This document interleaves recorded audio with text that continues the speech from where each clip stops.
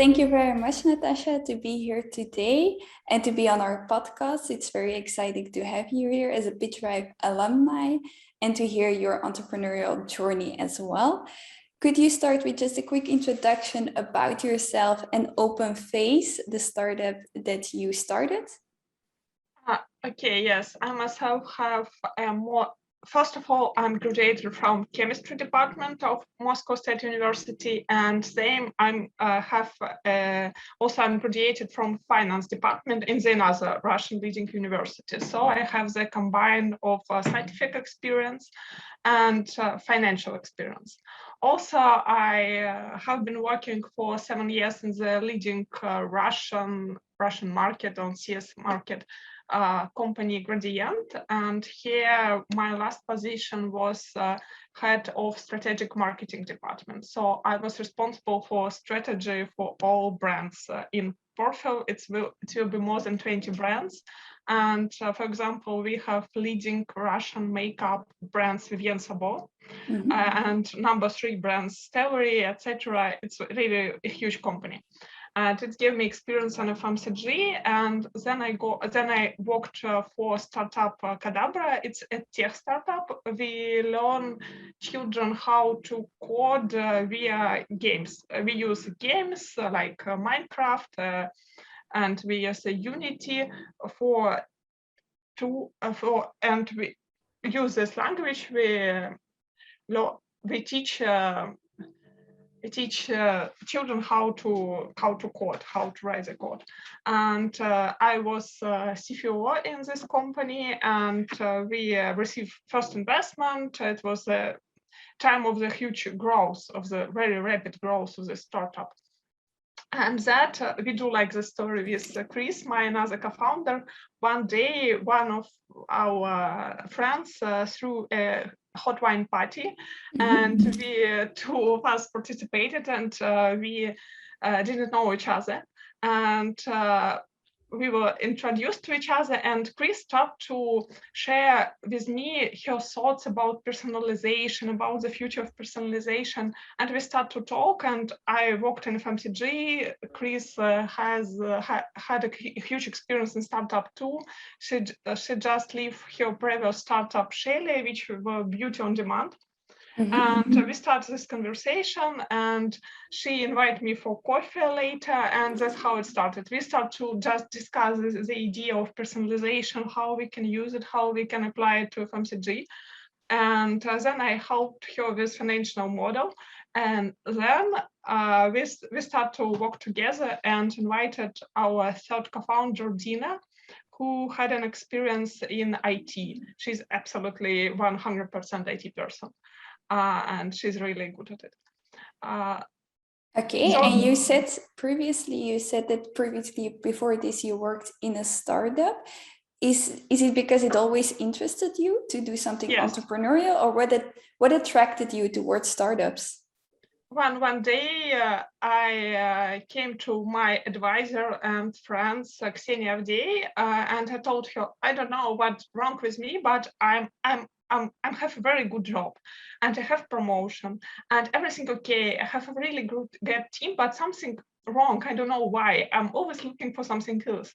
And she told me, you need to try something more like, when you be more independent, with more, you're ready to take more risk, try startup.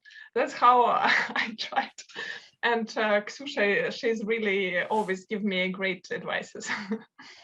And so that's how and I already knew the CEO of my previous startup, Dasha Abramova, and I just wrote her, do you need any help? She told me, yes, I need any help. Can you help me with financial? Okay, let's do it. And then we raised our investments, and I started to work for Kadabra, and that's how all the story started. Okay, and you told us the story a little bit about your co-founders and how you all met, but what is it exactly that Openface does? Openface is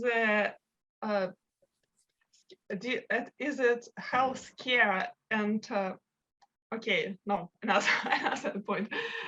It's a big data-based personalized skincare and digital service which help you deal with your skin.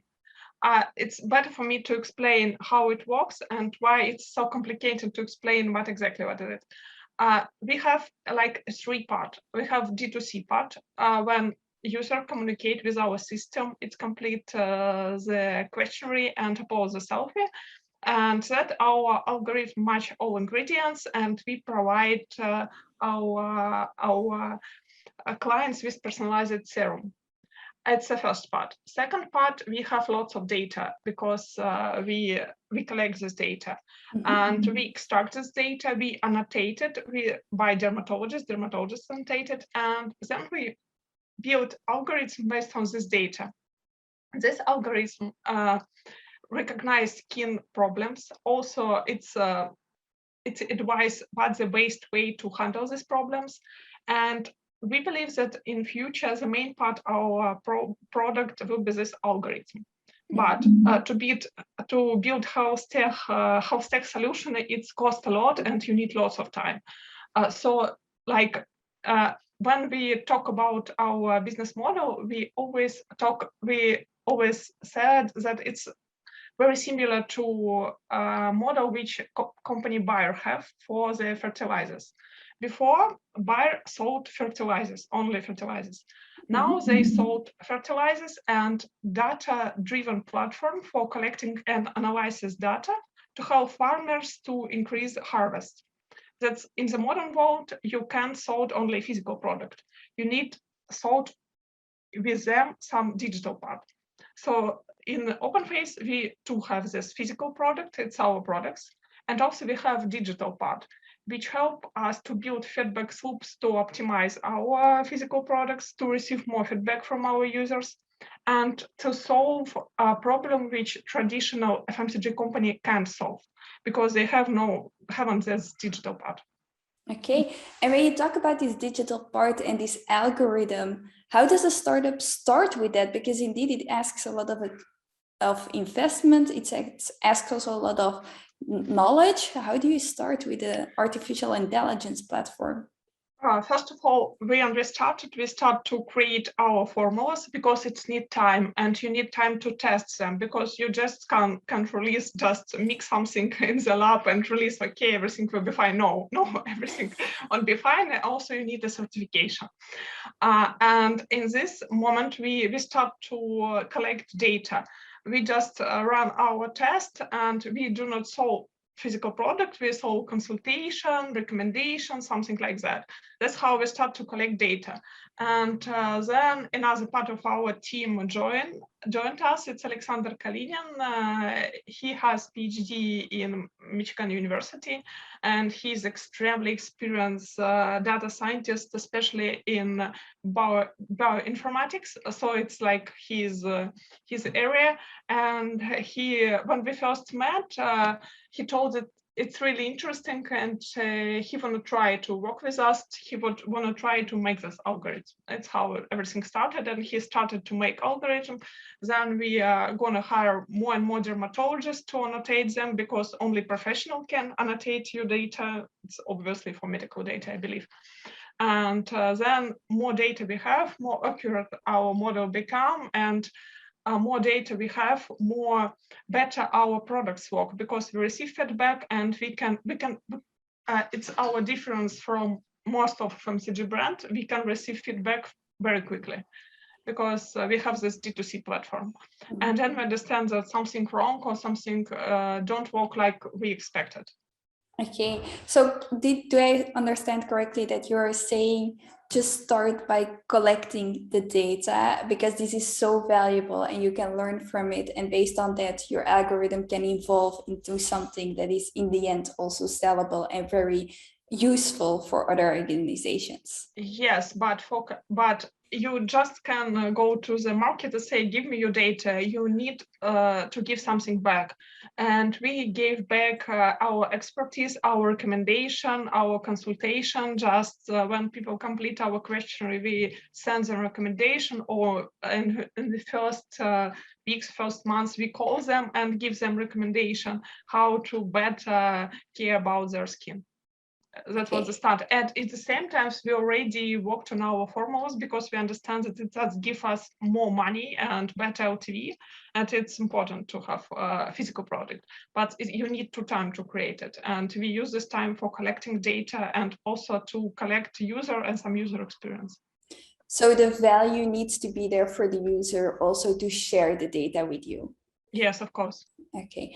And you mentioned the name there, and I think it's the first time that I actually hear a male name. If I understand correctly, it's a fully female founding team, correct? Yes, but I believe that now we have more male than female because most of developers are male, data scientists are male, and also even in our customer support we have male. But yeah, it's female founded startup. Okay, and how was that? You started with 3 women in an industry that is, as you say, technology is mainly male driven. So how did that go? I can say that VC industry is even it's more male driven because only 2% of startups which founded by women receive investment. It's like very teeny percent. It's really 100% male industry, and the first time when we only started, people told us, okay, do you need to bring male to negotiation because people won't listen to you? Like a 3 female who do something cosmetic, what? It's how it works, but we never did it because we believe that for me, it's great to work on the female-founded company. First of all, we do not spend so many times about arguing who is better. We just very calm, okay, we can have a compromise here, we can discuss it. We are more openly speak about our feelings. And when one of us feel uncomfortable, it's important. Also, I believe that it influences how we see our hiring process. For us, it's easy hire people easy to maintain diversity because you understand how you can feel uncomfortable in some, and we are looking for like people of different ages, of different genders. For us, it's more easy because we are more open, basically, I believe.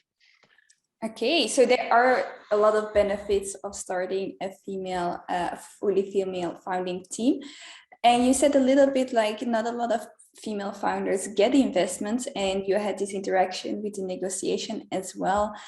Then you also have another aspect that's quite unusual, is this company flourished in Russia and now is entering the European market. Do you see anything linked to that? Is there any feedback coming from customers, and how are you entering this whole new market? First of all, from the start, we have lots of customers who didn't live in Russia. It's like global Russians, and it's like 20% of our customers. And we have even customers from Japan, Chinese, and USA. And we started to ask them why.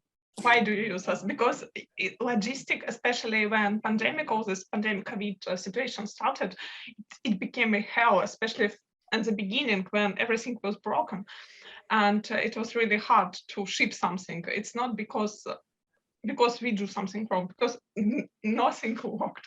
And they told us that we're quite unique for them because we provide not only product, we provide a service. And sometimes in these countries, it's hard to receive an appointment in dermatologist, so it can cost a lot. And we provide lots of recommendations for free. And then we start research and understand that 60% of medical dermatologist cases can be solved online if you have the right software. And that's how we start to think about European expansion. And moreover, we started CastDev. We started to test first hypothesis, and we understand that there is a room for us for a project like that. And also we can bring some best practices from Russian market. I understand how it sounded, because there's a lot of like stereotypes. It's beers, vodka, balalaika, and you can hear it now. No. But yeah, we understand. I and my teammate, we are global Russians. We travel a lot. We live in different countries, and we understand that we have something in our IT culture that no one have. Like our bank system and our electronic banks are definitely the best one. It's they provide such. I do have lots of like another fintech solution from Europe, but it's beyond the comparison. It's just the best, and they provide the great service. You can ask everything in this app and they answer you. They help you how to handle with all this financial product. And we understand that we want to provide this level of services. When you can ask and we answer, when we answer quite quickly, and that we know how to use technology, how to improve whole process. Okay, so technology, using it as a service and making the life a lot easier for the customer and faster for the customer was already very good, well implemented in Russia. Yes. It's partly because we have a very strong IT base, and partly because we, like in Soviet Union, we have nothing, and that everything was built from scratch. And when you build from scratch, you have no this old building. You just build everything brand new, and that's. Okay, and where did you see this evolution yourself? Is that one of the benefits, that you could see all of this being built from the ground up and understand the process a little bit more? Is that also what interested you go in that direction? First of all, because when you communicate, when you interact with this level of service and this, and you understand that product can be so fast and so comfort in one part of your life, you began to demand it in another part of your life. For example, we see in Russia, we have a huge, like everywhere, a huge growth of the very fast delivery. During 2020, it's obvious, but we have services when you can receive a basic product in 15 minutes. It's not joke. In 15 minutes, you can receive everything. Wow. And it's a huge pressure for services like us who are small, and we can provide such speedy shipping, but we have to improve our process, because all Russian big players start to deliver everything extremely fast, and we have to do it faster than we do before, because and if you're used to that, of course there is then, I think, a logistics system in Russia to make this possible. I know from experience that is not in Europe. How are you bringing that convenience to Europe? Probably not with logistics, but we will improve it. But with services, definitely yes, and with interfaces, definitely yes. And also approach when technology. It's again, I'm not naive, and I understand that technology can solve all problems, but technology can make your life easier. And we understand that if you have like a digital dermatologist in your phone, it can solve some cases. It can give you advices. Even some of these advices are not dermatological. It's just what I should use, what product I should use. And we know how to bring this approach when you can solve almost everything with your phone. Not everything, but something with your phone. We know how to bring it to Europe, and also we know how to make quite good products. Okay. Physical products. Yeah, because in the end, you started with the physical product. Yes. You sold personalized serums to consumers, and you still do today. How is that market? You said already personalization is booming. Do you see that this will only increase in the next coming years?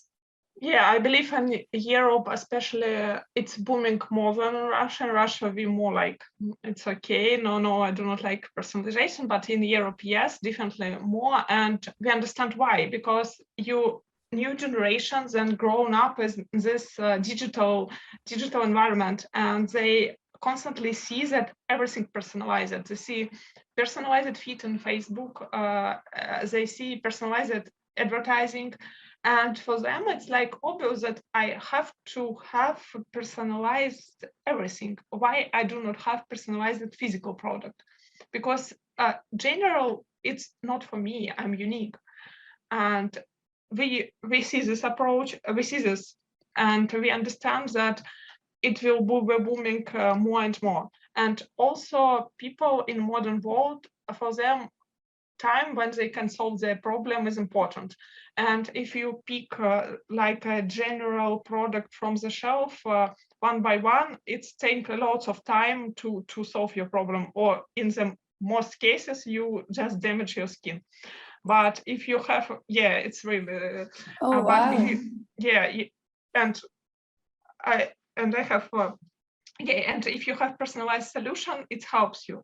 And also another huge problem, we have this in Russian a lot, and also we read reporters, and we speak with dermatologists in United Europe. We understand that there is a problem with an adequate prescription from dermatologists. For example, quite often they prescribe antibiotics. And it's actually a bad thing, because when you use lots of antibiotics in the early stage, you grow like this super antibiotic resistant bacteria, which kills us all differently if you will not take any actions. And so why we need a service when clients can make double check. Okay, and you're touching so many different things here. You're discovering new markets, new technologies, but you also already touched on towards a lot of research reports that you needed to know. I'm just thinking, how can a founder handle all of the things that it seems like we he have needs three to know? founders. It's easy. We have three founders. It's like in Russian mythology we have this like a snake Garinich with three hands. Mm-hmm. And it's quite famous everywhere in fairy tales. That's how we called our founder team. It's Garinich with three hands, because of course if you can't handle everything, but if you have three leaders and every one of them responsible for their area, it's easy to control it, because you just don't want to handle everything. Okay. For example, Dina is responsible for development and IT development, and we are okay with that, and we very calm, because we understand, we know that she controls everything. She controls all this developers, all this guy who do something with code, And how do you, because it seems like you stumbled onto your co-founders and it was the perfect time at the perfect person at the perfect time. How would you say that other people could find their co-founders, or is it just good luck and it will meet you on the way? Well, I believe that the luck it's actually the probability how much time do you try. So if you have quite a good network and you do like to meet different people and you try to help them for free, because it's important to understand how you will work together, it's help you to find your co-founders. And I believe that important that you all have to be from the, like, not the same, but you have to share the same values. It's important. Okay. And was there some conflict that you learned from with your co-founders? Because it seems like you have a great trusting relationship. Is that something that just develops over time? I believe that in our previous startups, we all have some corporate conflict, sometimes with sales. I have a conflict, for example, with, I was CFO and I have a conflict with chief operation officers. And it's allow us to, after that, we make some reflection. And in the beginning, we understand that it can happen, that we can have a conflict. And according to statistics, 60% of startups failed because their founders have a conflict. And at this time, we decide that we have a person who we all trust. It's our friend. And if we will have this conflict, we go to her, and she will help us to moderate it. Okay, so you really, at the start, at the beginning, Yes, you sat together and you said, okay, right now it's going good, but if something goes bad, we have an action plan. Yes. It's part of our thinking. We always speak out a lot about risks. It's like we constantly talk about what can go wrong, because when everything can go okay, it's okay, but if very bad thing happens, what plan we have? And it's important, and it really works. Especially it works when the COVID started, and we start to discuss what we will do if, for example, all suppliers change will be broken. Not if, I don't know. Yeah. If a lockdown will last forever, what our plan? And how do you keep that balance? Because a startup inherently is so risky, and to think about this risk also, it would drive a person crazy, and still you're taking all of those risks. How do you keep that balance? Well, actually, I believe that when you're talking about risk, you understand that you can handle it.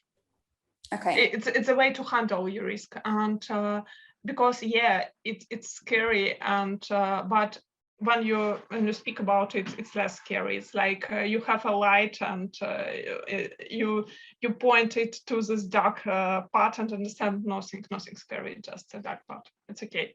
I believe that when you speak about risk and what happens if is important. Okay. And how did COVID affected you? Because you said it's one of the risks that you talked about, and it helped you in a way of handling the product. Did COVID affect you in the end, or was it even a boost? No, not so much in the revenue, because actually we were 100% online. So far, it was like, okay. But of course, the atmosphere of you are not sure in your future, it's affected everyone. And we start to communicate more about like physical via our social networks, via our emails, about your physical health, your mental health. It's important because we understand that it's important. We can't post like top 5 ingredients which you have to add in your cream, because it's not like situation like that. So you took a position where you actually wanted to share things and content that was more of this time in this particular crisis, and that always linked towards your product, but not just push your product, actually share valuable information. Yeah, but it's how build loyalty. I'm not quite sure that it can push your product, especially when it's crisis all around, and it's not like something that people buy but at crisis. But we have we continue to grow during COVID, but probably not so much, but we continue to do it. Especially, I have to mention that we have no investment at all this time, and we live on our own money, and it was extremely hard because you can't invest. You can't invest to digital, to marketing. You can invest to development. You just live on what you earn, and it's extremely hard. But it's helped us build loyalty, and we receive lots of positive feedback that you help me. And also we create a checklist how to survive during first lockdown. And it was, we have a really huge feedback about how supportive it is. Oh, okay. And was this a personal checklist or was this a company checklist? No, it was like it was free for everyone who want to support, and it was letter from us how we handle this from this situation, what we are doing, how we spent our time.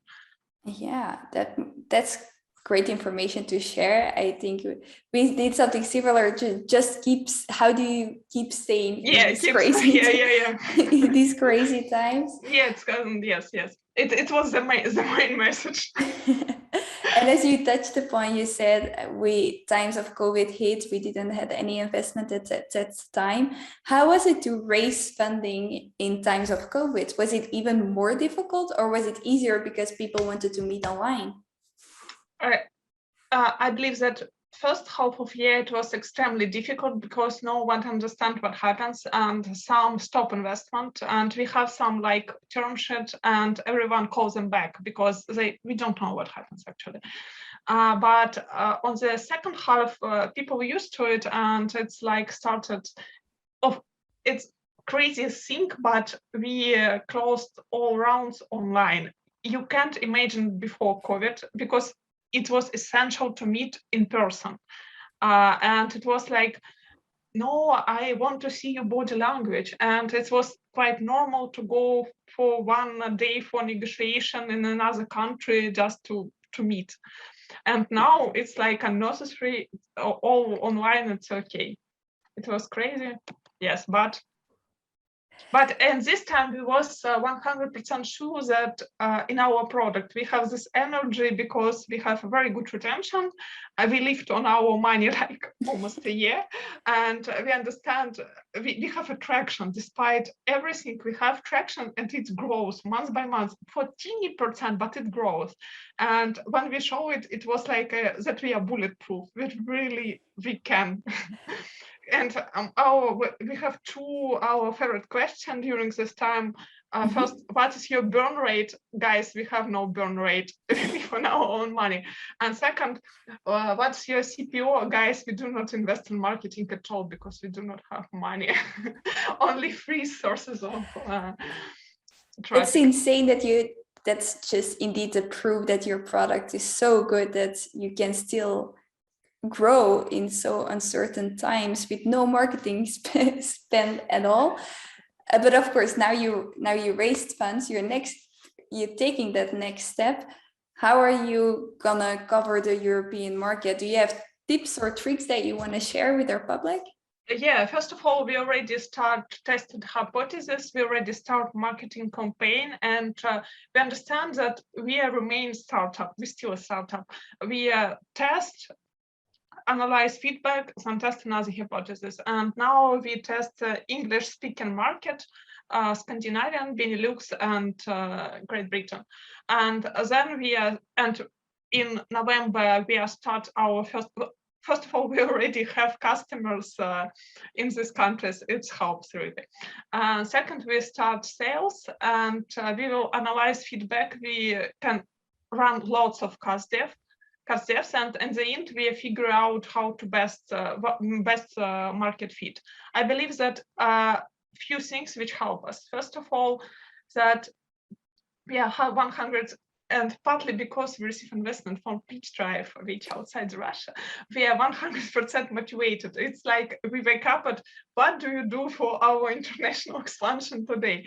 And second, because we are quite small still, and it's hard to start something new when you are a large company. But when you're a small company, even one person count. And if you switch attention, for example, now we are hiring a person for European market product manager, and she or he, I believe that it will be she, it just statistically, because we have like a product when you need to understand. Yeah. So yeah, I believe it will be she. That actually doesn't important. And she will be 100% focused on this market, and she have no connection with the Russian product, and it's help us to separate this product. And it's important because we have a focus and on attention in one spot and one point. And also you have, it's important to mention that we have another track which also demand 100% of your attention. First of all, it's of course our Russian market. Second, it's European market. But third is our data science and algorithm development. And now we can handle these two tracks separately: Russian market and algorithm development. Just you need to pay attention. You need to have a plan, and you need people who work on this, and you can handle it.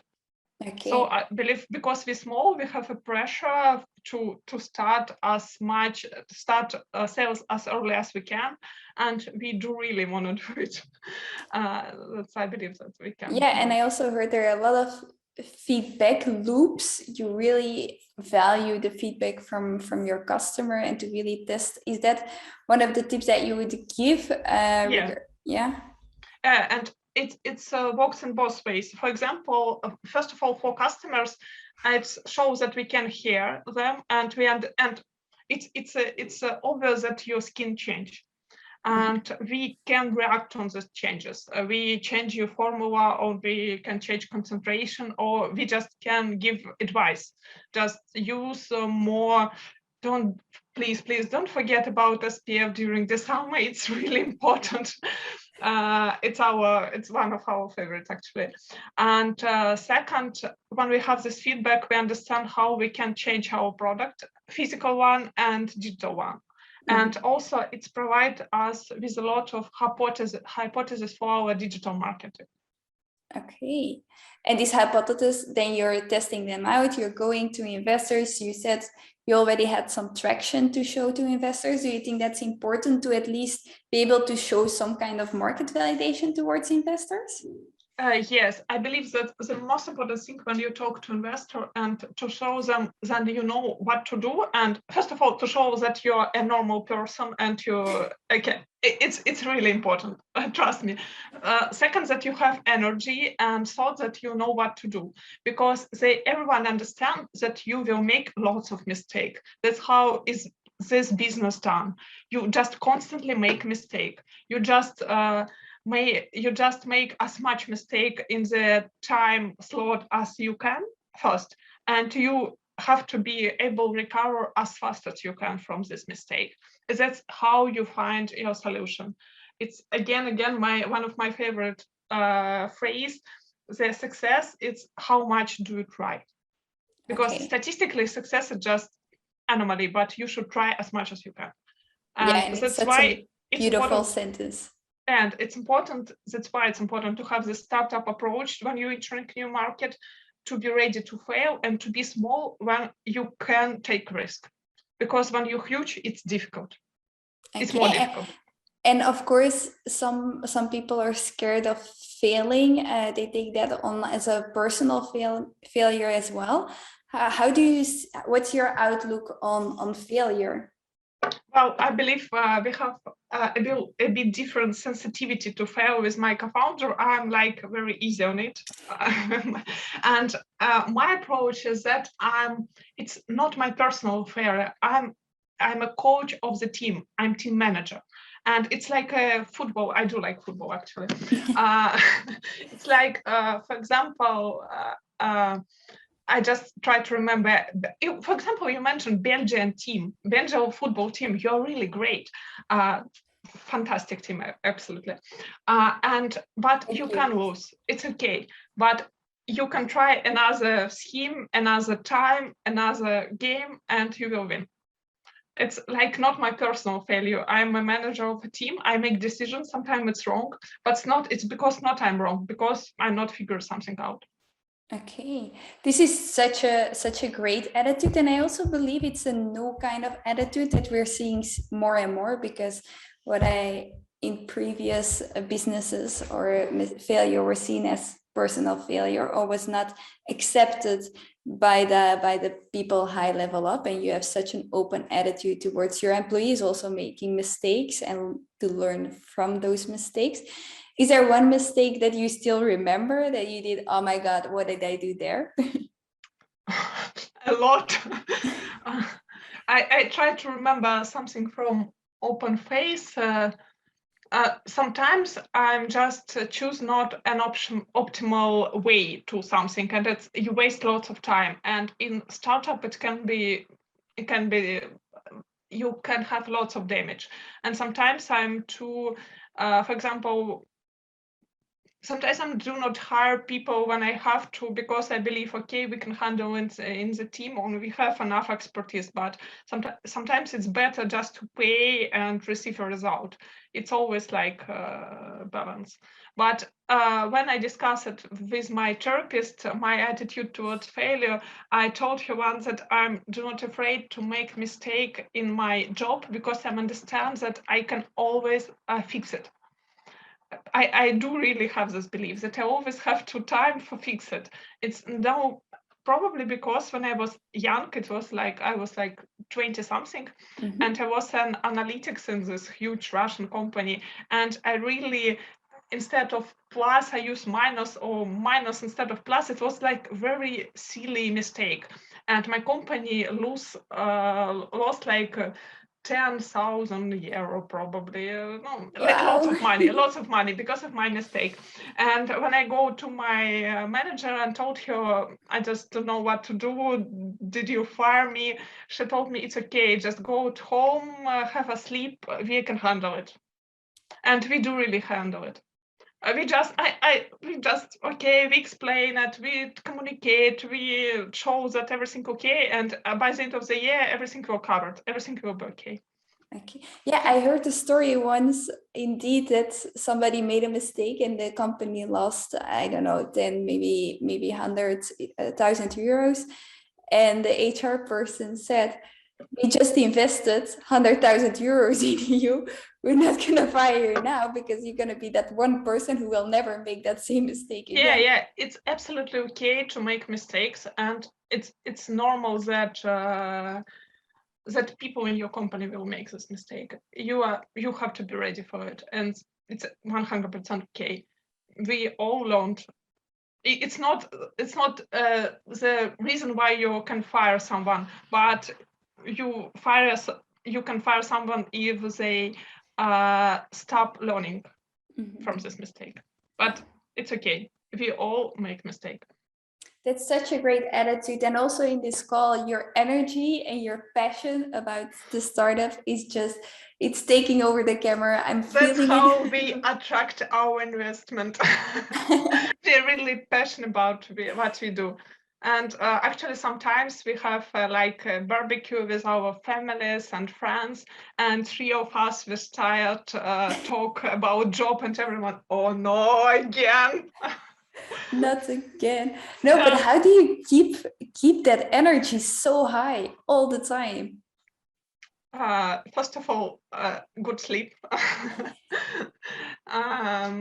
physical training, and something that brings you energy. I believe that for everyone it's different, but for me it's like to spend time with my family and friends, to go to galleries, cinema, theaters. I'm very much into art, and I need to receive some energy from this. And sometimes I just it's one of my best how I can have rest. I do like spend a day with a book. It's really give me lots of energy.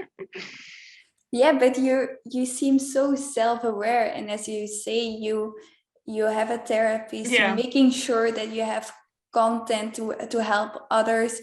It feels like you have your your shit together. You have your life together. It feels like you because sometimes I have the feeling that founders can go into this crazy spiral and forget about their mental health, forget about their physical health. It seems like you have cracked the code and have a great balance there. We discuss it a lot on our team that you haven't to be 100% in business. It's you have to have another life, because another way you burn, and everything will be over for you. You have to, if you need, you have to go to a therapist. You have to receive some joy from the life. And sometimes your work is not a joy, actually. You need to get it from somewhere else, for example.